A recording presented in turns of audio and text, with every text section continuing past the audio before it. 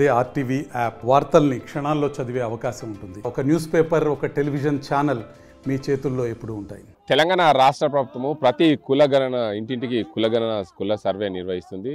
సమగ్ర ఇంటింటి కులగణన సర్వే. దీనికంటే ఆర్థిక, సామాజిక, విద్య, రాజకీయ పరంగా దాని అందరికీ కూడా నమోదు చేసే విధంగా ఇంటింటి కులగణన నిర్వహిస్తున్న నేపథ్యంలో మనం కామారెడ్డి జిల్లా ఎల్లారెడ్డి నియోజకవర్గంలోని గాంధారి మండలం చెద్మల్ తండాలో నుంచి ఈ ప్రాంతంలో సుమారు కాయితీ లంబాడీలు సుమారు రాష్ట్ర వ్యాప్తంగా 2 లక్షలకు పైగా జనాభా ఉంటుందని చెప్తున్నారు. మొత్తంగా ఎల్లారెడ్డి నియోజకవర్గంలో 13,000కు పైగా ఓటర్లు ఉంటాము. మాకు ఈ కులగణనలో మా జాబితాలో పేర్లు లేవని చెప్తున్నాం. మేము గతంలో ఉమ్మడి ఆంధ్రప్రదేశ్ రాష్ట్రంలో మాకు సంబంధించిన ఇది సర్టిఫికేట్, దీనికి సంబంధించి ఉమ్మడి ఆంధ్రప్రదేశ్లో తహసీల్దార్ కార్యాలయం ఎల్లారెడ్డికి సంబంధించి క్రమ సంఖ్య ఏదైతే 6168/82 తేదీ 11/12/1982లో కుల ధృవీకరణ పత్రం అనేది మాకు ఎల్లారెడ్డి తహసీల్దార్ ఇచ్చిన అంశం. ఇది ఎంతిరామ్ అనే పేరు మీద సన్నాఫ్ బాబురాము, గ్రామము చెద్మల్. అదేవిధంగా లంబాడి కులం వచ్చేసి లంబాడి ఉన్నది. వీళ్ళు అట్టి గిరిజన జాతికి చెందిన వారుగా నియమించారు. క్రమ సంఖ్య అందులో అప్పుడున్న క్రమ సంఖ్య 29గా గుర్తించారు. ఏదైతే 1793 నుంచి 1970 వరకు ఏదైనా చట్టం ప్రకారం దీంట్లో వారికి అందరికీ కూడా ఈ ఏదైతే మాకు ఈ కులం ఉండే, ఇప్పుడు మాత్రం మా కులము అప్పుడు మా తండ్రికి కులము ఎస్టీగా ఉండే గిరిజన జాతికి సంబంధించి ఇప్పుడు మా కులాలన్నింటి కూడా బీసీలో చేర్చారు. అందువల్ల మా కులగణనలో సరైన జాబితాలో లేదు అని చెప్పి ఆందోళన చేపట్టారు. దీనికి అందరికి సంబంధించి అసలు వారి సమస్య ఏంటి పూర్తిగా వారిని అయితే అడిగి తెలుసుకుందాం. చెప్పండి, మీకున్న సమస్య ఏంటి? మా సమస్య ఒకటే సార్, మేము కులగణన అనేది ఇప్పట్లో జరగలేదు. ఇప్పుడు దీన్ని రాష్ట్ర ప్రభుత్వం ప్రత్యేకంగా శ్రద్ధ వహించి దీన్ని కులగణనలో పెట్టినందుకు మేము ఆల్రెడీ లబానా లంబాడీస్లము మేము ఉన్నాము. ఆల్రెడీ ఉన్న దాంట్లో మేము లబానా లంబాడీస్ ఆప్షన్ మాకు పెడితే మాది మేము అందులో పెట్టుకుంటాం. మేము రిజర్వేషన్లో ఇంతకుముందు ఫలితాలు పొందినవి ఉన్నాయి, మా దగ్గర సర్టిఫికెట్స్ ఉన్నాయి. కానీ మధ్యలో వచ్చి ఎవరో వచ్చి మీరు లంబాడోళ్ళు గారు, మీరు అది కాదు అనేది అది పద్ధతి కాకుండా మమ్మల్ని అన్యాయంగా రోడ్డు మీద ఇడిచేసి ప్రభుత్వం. ఈ ప్రభుత్వం దృష్టిలో ఉంచుకొని ఇంత ప్రతిష్టాత్మకంగా తీసుకున్న ఈ కులగణనలో మా లబానా లంబాడీలను గుర్తించి మాకు అందులో ఆప్షన్లా పెట్టనందుకు మేము ఈ కులగణనను బహిష్కరిస్తున్నామని మేము హెచ్చరిస్తున్నాము. దీన్ని మేము ఇంతకుముందు ప్రూఫ్గా మా తండ్రి జైత్రామ్ నాయక్, సన్నా బాబురామ్ నాయక్ ఈ ఎల్లారెడ్డి సమితి ప్రెసిడెంట్లో మన ఎస్టీ రిజర్వేషన్లో మా నాయన నిలబడ్డారు. ఆల్రెడీ ప్రూఫ్తో సహా ఇది మా రిజర్వేషన్ సర్టిఫికేట్ ఉన్నది. మేము సుగా ఎస్టీలోనే చదువుకున్నాము. లంబాడాస్లం మేము. అయితే లంబాడాలో సుగాలి లంబాడీలు సుగాలి లంబాడీలు అంటే వాళ్ళు, లంబాడీలు అంటే మేము.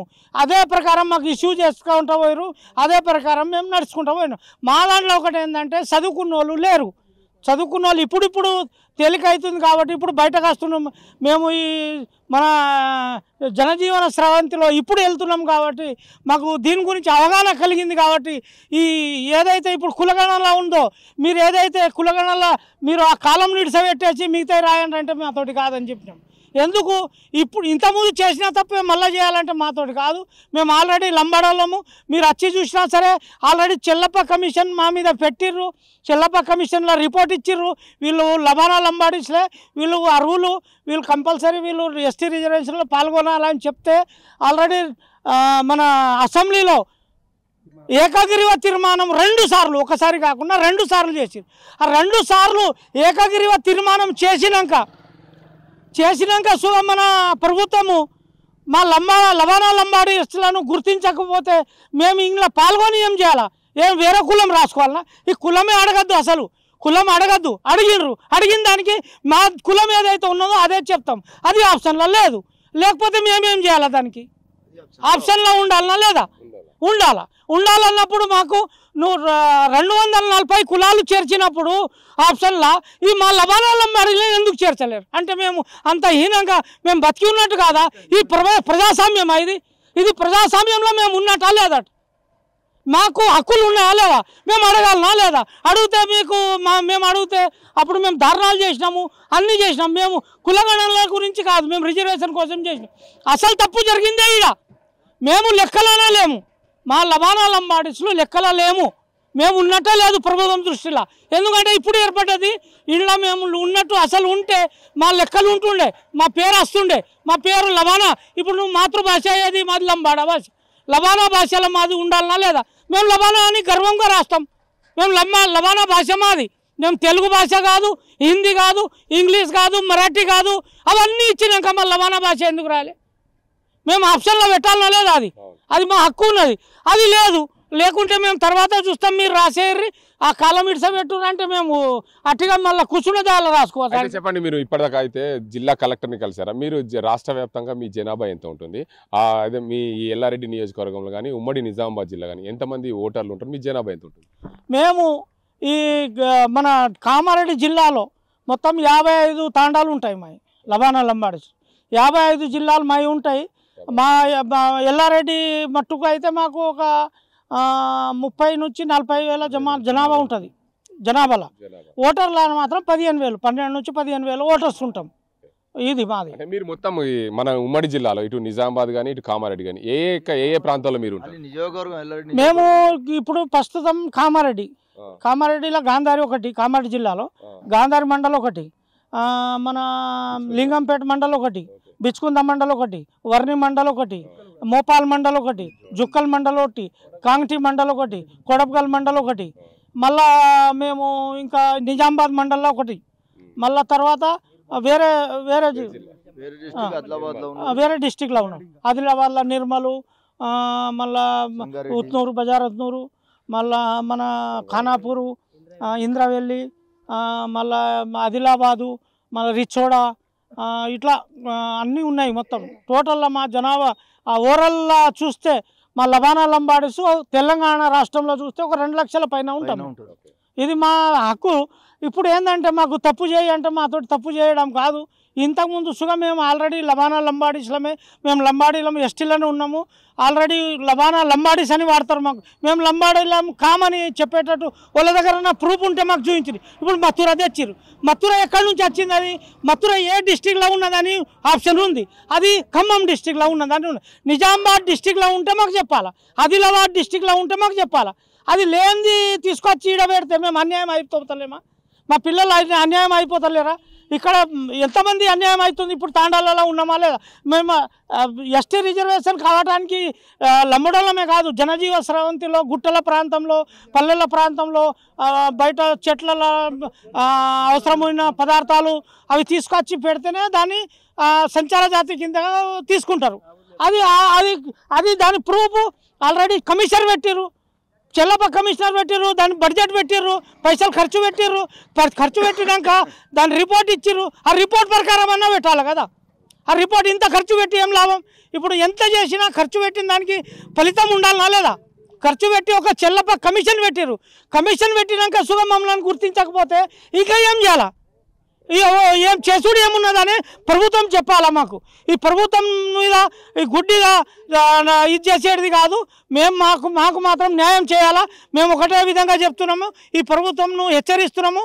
అధికారుల తప్పిదం వల్లే ఇది అధికారులు రాయకపోవడం వల్ల మేము ఇట్లా రోడ్డు మీద పడ్డాము. దీనికి అధికారులు బాధ్యులు.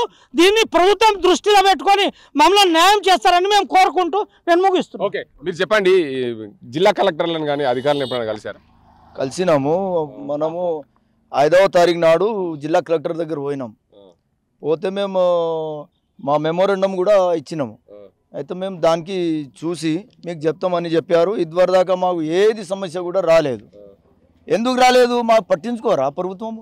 మాకు పట్టించుకోవాలి కదా. మేము మస్తు సంవత్సరం నుంచి కేసీఆర్ పీరియడ్లో కూడా మేము మస్తు ధర్నాలు ఇవి అవి చేసినాము. మేము ఫస్ట్ ఎస్టీలోనే ఉన్నాము. మేము కూడా హాస్టల్లో చదువుకున్నాం. చదువుకుని కూడా అప్పుడు మాకు ఎస్టీ లేదంటే మేము వెళ్ళిపోయాము. మా పెద్ద పెద్దోళ్ళు చదువుకునేటోళ్ళు ఆఫీసర్లు లేరు మా దాంట్లో. మా కాయితీ లంబాడాస్ మేము మా దాంట్లో చదువుకునేటోళ్ళు లేరు, వాళ్ళకి తెలియదు అప్పుడు. అయితే ఇప్పుడు కూడా మా ఆప్షన్ వచ్చేస్తే మేము కరెక్ట్ మథురలో ఉన్నట్టు ఉంటుంది కదా. ఆప్షన్ రాలేదు. అయితే మా ఆప్షన్ యాడున్నది? వాళ్ళు సుగాలి, మేము లంబాడీలు, బంజారా, దాంట్లో మా ఆప్షన్ ఉన్నది. ఫస్ట్ మా ఎస్టీ సర్టిఫికేట్ కూడా మాకు ఉన్నది. మా నాన్నలకు ఎస్టీ సర్టిఫికేట్ అప్పుడు ఉన్నది. వాళ్ళు కొంత ఎక్కువ చదువుకోలేరు, బాల శిక్ష వాళ్ళు అట్లా చదువుకున్నారు. వాళ్ళకి తెలివై. అందుకు ఇప్పుడన్న ప్రభుత్వం పట్టించుకొని ఈ శ్రద్ధ తీసుకోవాలని, మా ఆప్షన్ లబానా ఆప్షన్ ఇవ్వాలని మేము కోరుచున్నాం. మీరు చెప్పండి, ప్రభుత్వము మీకు ఇప్పటివరకు లబానా ఆప్షన్ ఇవ్వాలని చెప్పి మీరు మీ గ్రామానికి సర్వే బంద్ చేశారు. అసలు మీరు ఇక్కడ ఎప్పటి నుండి ఉంటున్నారు, ఏంది అసలు? సార్ మాది మేమైతే ముసాఫర్లు సార్. ఇక్కడ గుట్ట ప్రాంతమో ఎక్కడ గుట్ట ఉంటే మా జాతి ఉంటుంది సార్. అంటే మేము గిరిజనులమే, గిరిజన లంబాడి మాది. 1970 చట్టం ప్రకారం మేము ఎస్టీలోనే ఉన్నాం. తండ్రి ఒక జాతి, కొడుకు ఒక జాతి. ఇది ఎక్కడి వరకు న్యాయం సార్?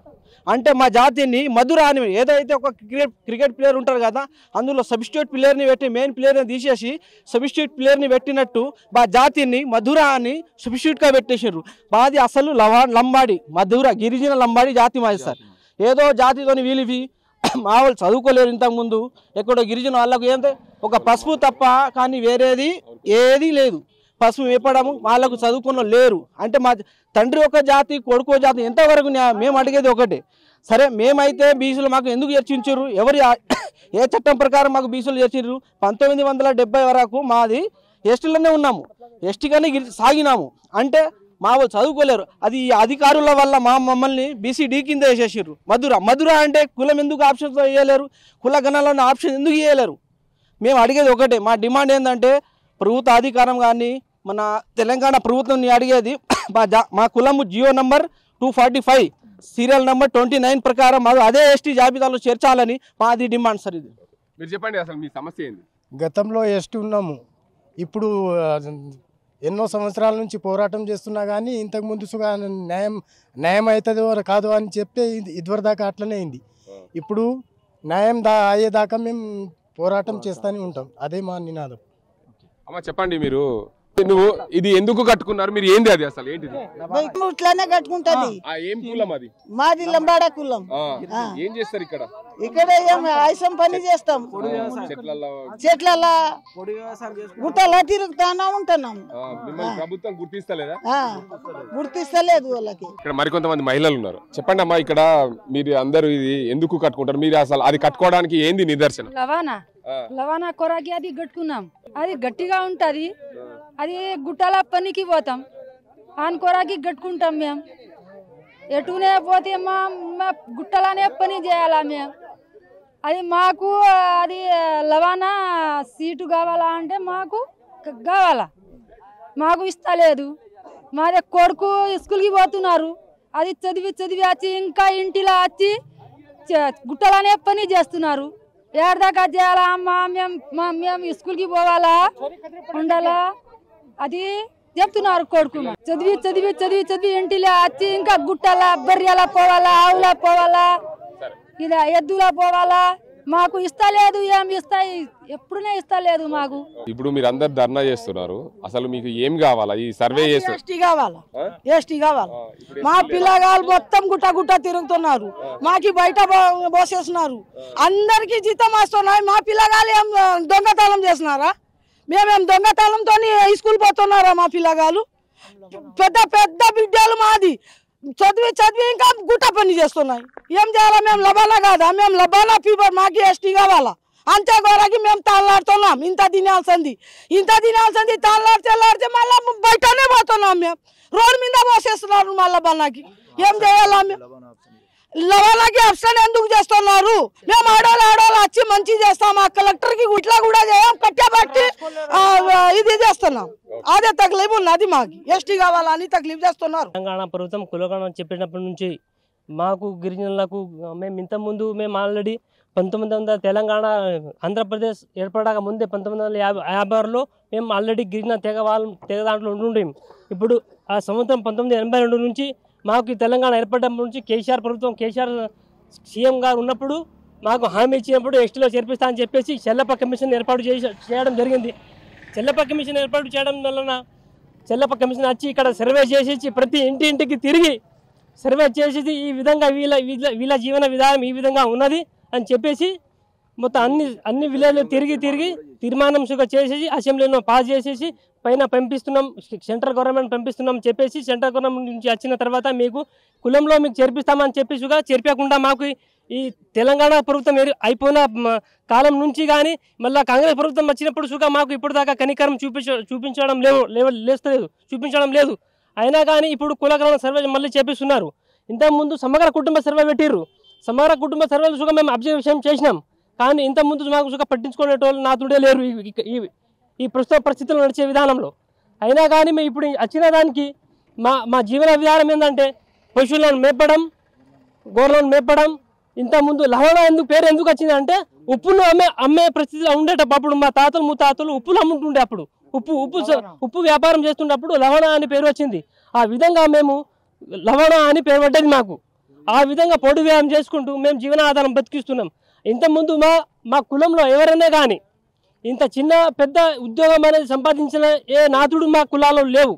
వేరే వేరే కులాల్లో కానీ, ఎస్టీలో కానీ, ఎస్సీలో కానీ, బీసీలో కానీ, రెడ్డిస్లో కానీ పెద్ద పెద్ద ఉద్యోగాలు సాధించిన వ్యక్తులు ఉన్నారు. మా కులంలో ఒక చిన్న అటెండర్ చేసిన వ్యక్తి అనేది మా కులాల్లో లేవు. కాకపోతే ఇప్పటి నుంచి మేము ఇప్పుడు చదువుకుంటూ ఉంటున్నాం కాబట్టి మెల్లమెల్ల మేము డెవలప్మెంట్ అవుతా పోతున్నాం. మాకు కులగణాలలో మేము ముఖ్య భాగం ఒకటే మేము కోరుకున్నది ఏంటంటే కులగణాలలో మాకు లవణ అనేది మాకు అంశం చేర్పియాలని అందుకోసం చేస్తుండే. అప్పటిదాకా మీరు చెప్పండి, మీకు ఉన్న సమస్యలు ఏంటి? అసలు మీరు చాలా ఏళ్ళుగా మీరు గుట్టలో చెట్ల ప్రాంతంలో ఆవులు మేకలు మేపుకుంటూ ఉంటే అంటున్నారు. అసలు మీకు ఉన్న సమస్య ఏంటి? ఎందుకు మిమ్మల్ని బీసీలో చేర్చారు? మాకు అప్పుడు తెలియగా 1977లో మేము ఎస్టీలో ఆల్రెడీ ఉన్నాం. అప్పుడు మా వాళ్ళు చదువుకున్న వాళ్ళు కూడా లేరు. మాకు చిన్న మేమో మీద మాకు తీసిపెట్టేసిర్రు.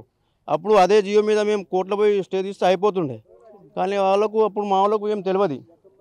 అదే జియో మీద ఇప్పుడు మేము నడుస్తున్నాం. ఇప్పుడు మాకు ఈ సర్వే కులగణ సర్వేలో లవణ అనేది ఆడ అంశమే లేదు. మేము ఎట్లా సర్వే చేయాలని మాకు అర్థమవుతలేదు. కాబట్టి ప్రభుత్వం వెంటనే స్పందించి ఈ జియోలో కులగణలో లవణ అనేది మాకు ఒకటి కోడ్ రావాలా, అదే మాకు మేము ముఖ్యం.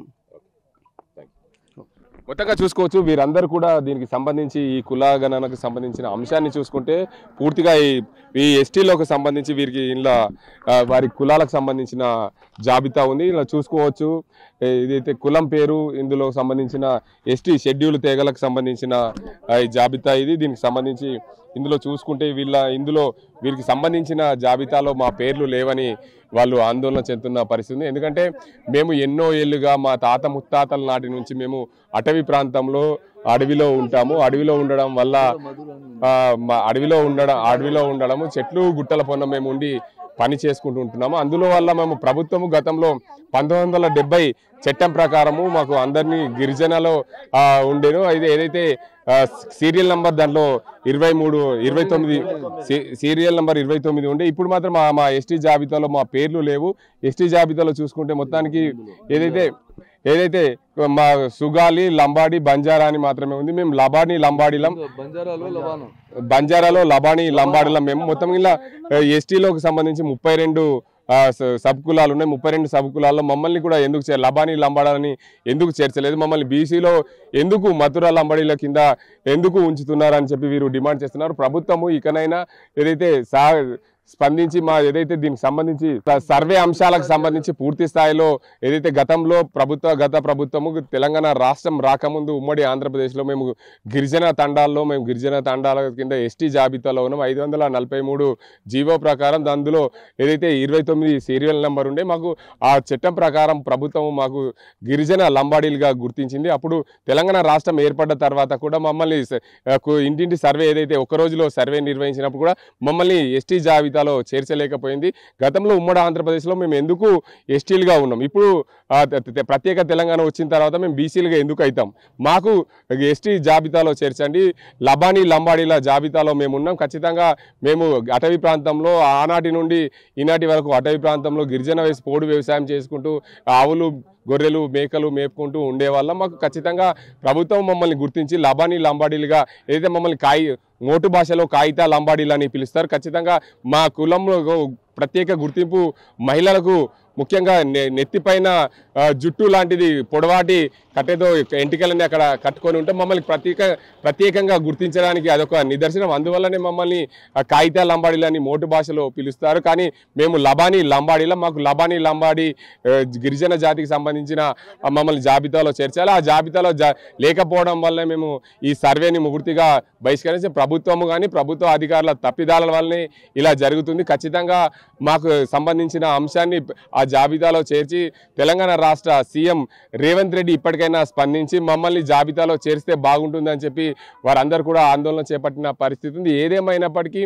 మేము ఎన్నో ఏళ్ళుగా గిరిజన జాతుల్లో ఉన్నాం, గిరిజన తండాలో నివసిస్తున్నాం, మాకు ఎస్టీ జాబితాలని చేర్చాలని చెప్పి వీరు డిమాండ్ చేస్తున్నారు. ఉమ్మడి నిజామాబాద్ జిల్లాలోని అదైతే ఎల్లారెడ్డి, కామారెడ్డి, అదేవిధంగా జుక్కల్, బాన్స్వాడ, నిజామాబాద్ రూరల్, అదేవిధంగా నిజామాబాద్ అర్బన్ నియోజకవర్గాల్లో ఒక మండలం వస్తుంది. అందులో భాగంగానే మమ్మల్ని అందరినీ కూడా ఈ ప్రాంతంలో సుమారు నిజామాబాద్ జిల్లాలో 50,000కు పైగా మా జనాభా ఉంటుంది. తెలంగాణ రాష్ట్రంలో చూసుకుంటే సంగారెడ్డి, నారాయణఖేడ్, అదేవిధంగా మెదక్, అటు ఆదిలాబాద్, ఉమ్మడి నిజామాబాద్ జిల్లాలో మా జాతి ఉంది. మా జాతిలో అందరినీ కూడా లబానీ, లంబాడీలుగా చేర్చే విధంగా ప్రభుత్వం చేయాలి. తెలంగాణ రాష్ట్ర వ్యాప్తంగా 2 లక్షలకు పైగా మా జనాభా ఉంటుంది. ఖచ్చితంగా మా జనాభాను అనుకరించి ప్రభుత్వము మమ్మల్ని ఆదుకోవాలి, మమ్మల్ని లబానీ, లంబాడీలుగా చేర్చే దిశగా ప్రయత్నాలు చేయాలని, లేకుంటే పెద్ద ఎత్తున ఆందోళన చేస్తామని చెప్పి గిరిజన వాసులు చెప్తున్న పరిస్థితి. ఇది ఇక్కడ పరిస్థితి. కెమెరా అజీంతో గంగారెడ్డి, RTV, కామారెడ్డి జిల్లా. మరిన్ని వీడియోస్ కోసం ఛానల్ ని సబ్స్క్రైబ్ చేయండి. లేటెస్ట్ అప్డేట్స్ కోసం వాట్సాప్ ఛానల్ ని ఫాలో అవ్వండి. అండ్ లింక్ డిస్క్రిప్షన్ లో ఉంది.